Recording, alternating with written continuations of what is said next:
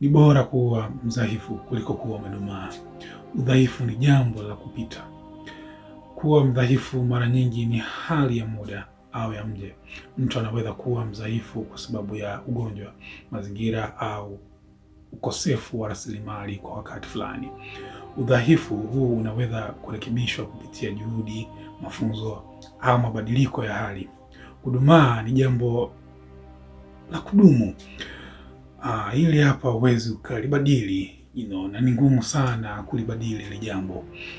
Kudumaa kuna maanisha kusimama kwa ukuaji, iwe ni kiakili, kiroho au kimwili.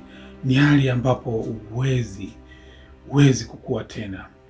Ni hali ambayo uwezo wa asili wa kiumbe au jambo fulani umefika mwisho kabla ya wakati wake.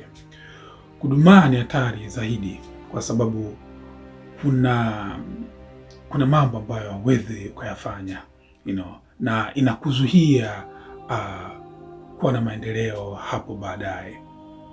Kwa ufupi, ni bora kuwa na uwezo wa kukua hata kama kwa sasa huna nguvu, kuliko kuwa na nguvu lakini umefika kikomo cha maendeleo yako na huwezi kupiga hatua nyingine tena.